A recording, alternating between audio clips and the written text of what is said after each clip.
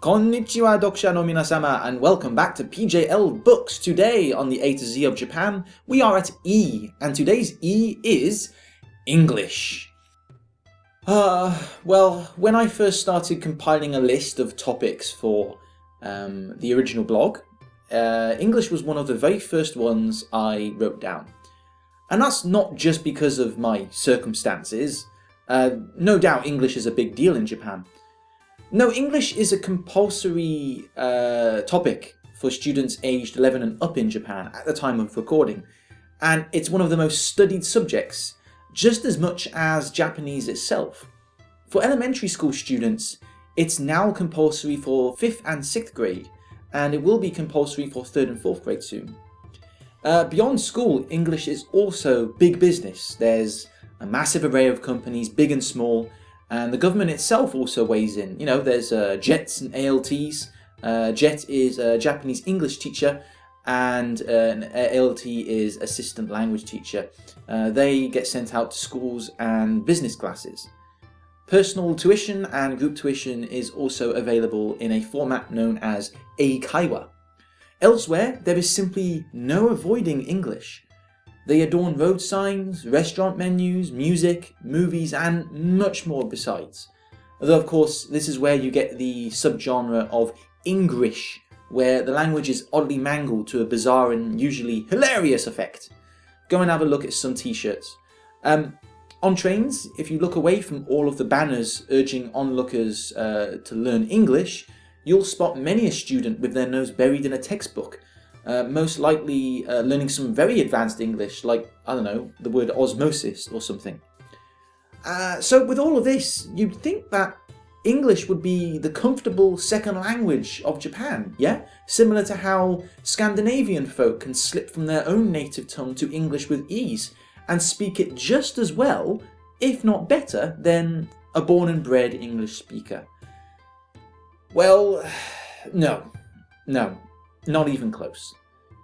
For despite all the options, methods, ubiquity and good intentions of English teaching in Japan, the country lags well behind their Asian cousins for proficiency and competence.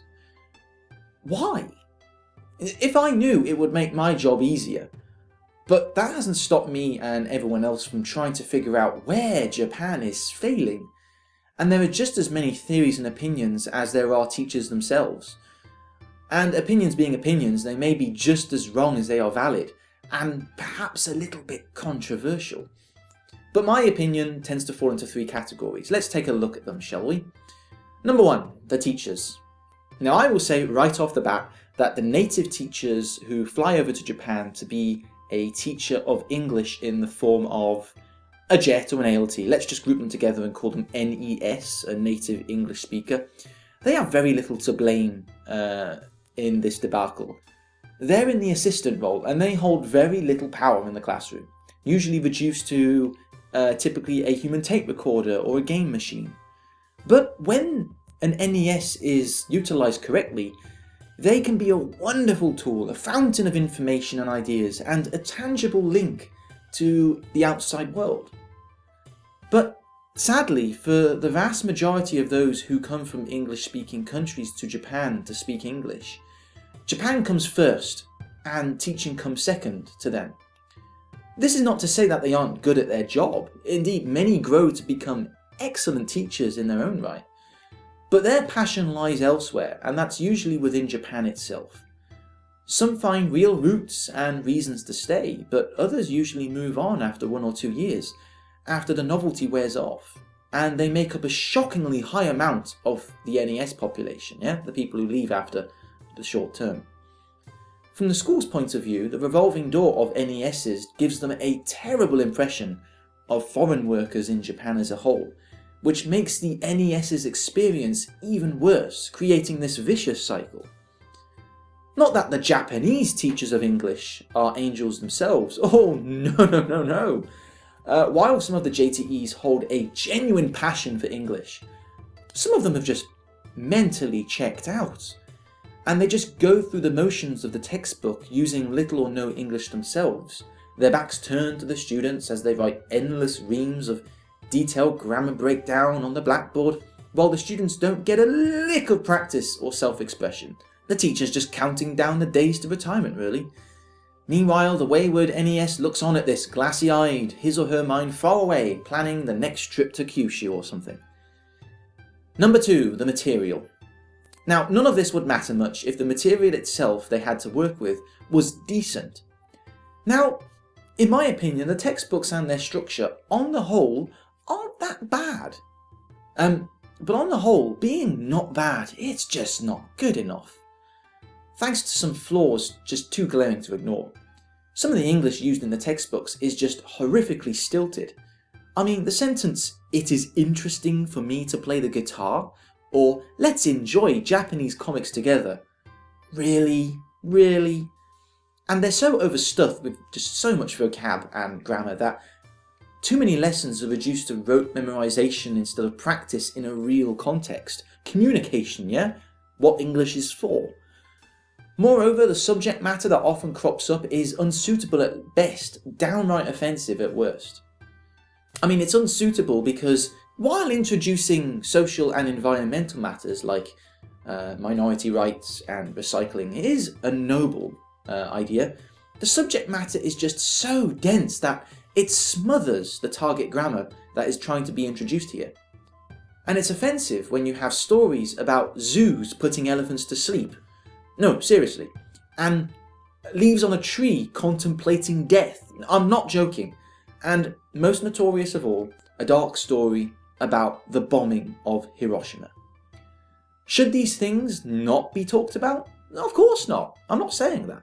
But in the frame of learning a new language, when a story asks the NES to drill words like dead, bodies, and bomb to 14 and 15-year-olds, you just gotta wonder what some other agenda is at play here. Number 3, last but not least, the style of learning. Now, as I mentioned before, the textbooks overall, they're not bad. With supplements and creativity, they can get a student to a decent level of English by the end of the course, in theory. But, there's that word again, creativity.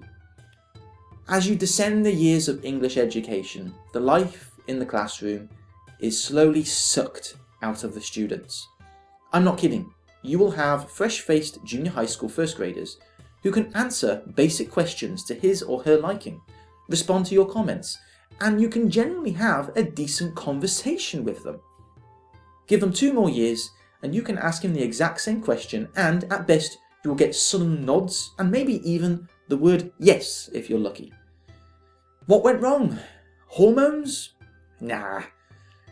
The fact is, to put it simply, English is taught like Latin in Japan, as a dead, crusty old language.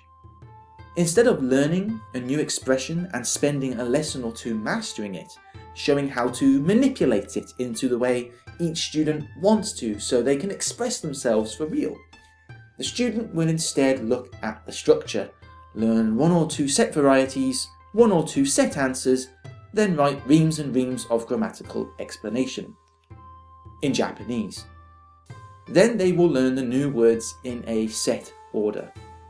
In the next class, they will be given a blank version of the new words, all in the same order, so it's as easy to regurgitate as possible. Rinse and repeat, rinse and repeat. Do students speak English? Rarely, and when they do, they are merely the stock responses that they have been taught. For example, any student who you ask the question, "What is your favourite food?" they'll probably all answer, "My favourite food is rice," or "My favourite food is sushi." Those are stock answers, and quite frankly, they're lying. They're not really using English as a tool for real communication. It's all hoop jumping and box ticking towards a test, and the problem gets worse and worse down the years. Because the difficulty keeps escalating without a backward glance or taking breath to review and revise or consolidate. So by the time they are at the back end of high school, yeah, you will indeed get that student on the train who is cramming sentences that use the word osmosis. But if you were to ask her, "What is your favourite movie?" she will likely stare at you in abject horror and fear before mumbling, "Yes."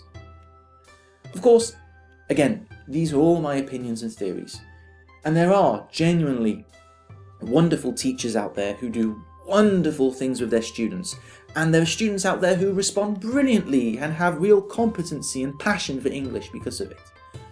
But if Japan is serious about getting its nation truly proficient in English, then it's going to call for a complete change in mindset from the ground up. Or, to put it another way, let's reforming. And that's it for today's A to Z of Japan. Thank you very much for listening to me rant, readers. This is on my blog, which is in the description in the links below. So if you'd like to read this and also all the other blogs about Japan that I've written, please feel free to check that out. Thank you very much for listening, and see you next time. Bye bye. Konnichiwa Dokusha no minasama, and welcome back to PJL Books. Today on the A to Z of Japan, we are at E, and today's E